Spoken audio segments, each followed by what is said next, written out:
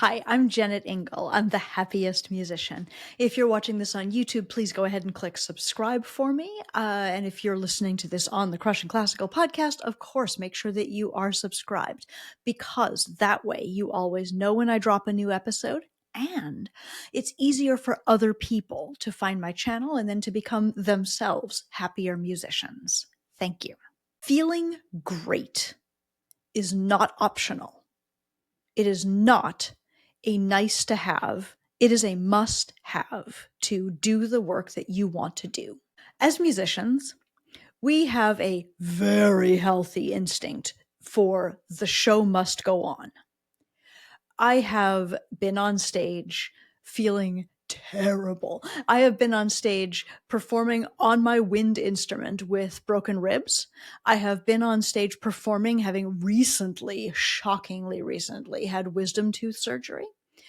I have been on stage where instead of a water bottle next to me, I've had just a bottle of cough syrup next to me, drunk it down at every rest in order to keep going. Because once we're on stage, that performance energy kicks in. Because on our way to the orchestra, no matter how bad we feel, we know that we're the only one who has been through the week of rehearsals. We know that we're the only one who can do the job. Now, is that actually true? Perhaps not. Is it a healthy attitude to believe that we are the only one who can sit in our chair and hold down that position and play the solos in exactly the way the orchestra requires? No. Of course, we are replaceable. But the attitude of, I have agreed to be there, therefore I shall be there, and I shall bring the best presence possible to this 2.5 hour service. That is bred into our bones, and it is important. That is part of what makes musicians awesome. But there are a lot of hours where we are not actually on stage, where we are in our house practicing, where we are in our house creating content to go out on the internet on our various channels, when we are supposed to be networking, when we are making reads, when we are doing the other kinds of work that are part of our creative career, but not the actual show up on stage part of our creative career. And if we're not careful, that same energy of show must go on, gotta buckle down and do the work, got to do it now, that same attitude can really permeate. And I have absolutely found myself dragging myself through a day, writing an email that I did not want to be writing, feeling terrible, but trying to work. And I don't even mean the times where like I had COVID or the times where I was just a little under the weather.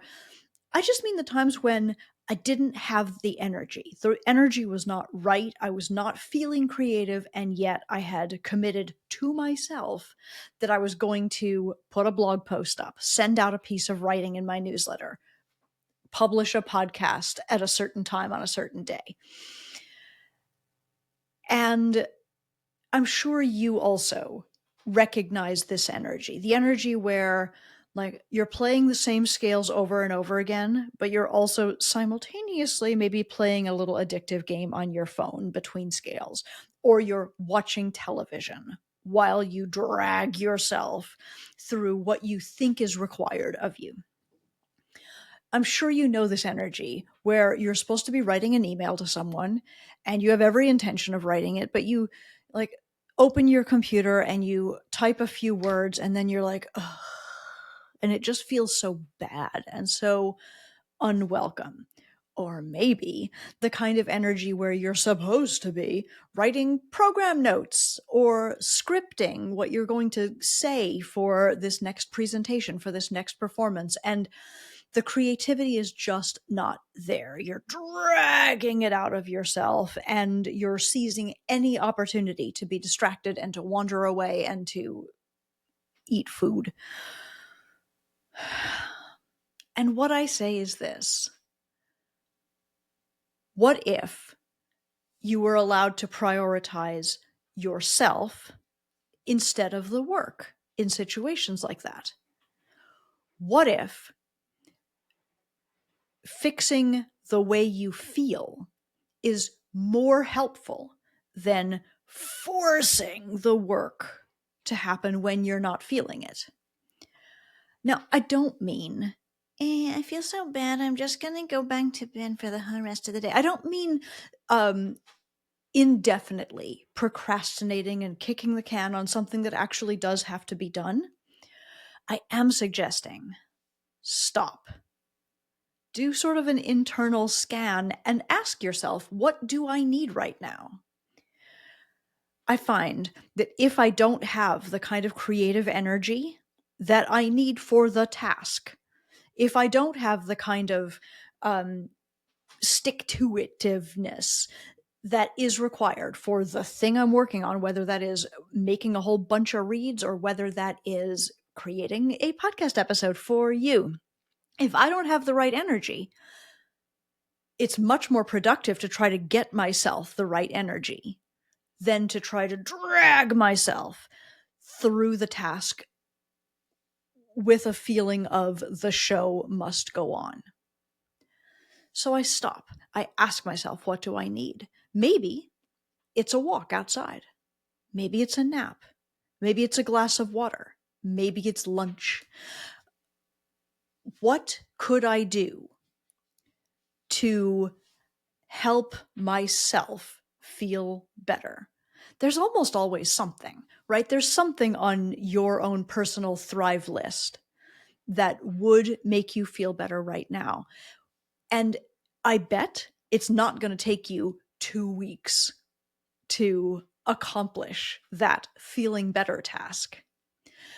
So my thought for you is this: feeling good, feeling great is not optional.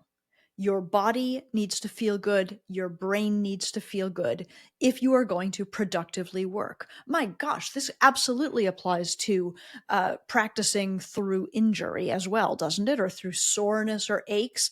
If your body feels terrible, maybe you shouldn't be playing your instrument right now. If your brain feels foggy and sluggish and horrible, maybe you shouldn't be creating content right now. If you have a choice, and we don't always have a choice, because sometimes it's 7:30 and the concert is starting and we have to go. Sometimes it's 2:00 and the student has just walked in the door and we owe that student something. But a lot of the time, we have control over whether we do this task now or 15 minutes from now. A lot of times we have flexibility around what is the action that I could do right now that would actually help me feel great so I could get the thing done that I want to get done.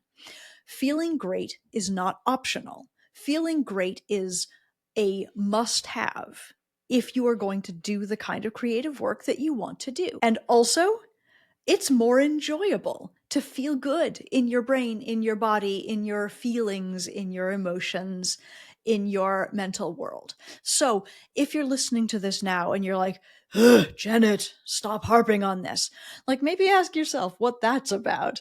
If you are listening to this right now and you're like, I do feel terrible, my back hurts, can you take some ibuprofen and take a nap?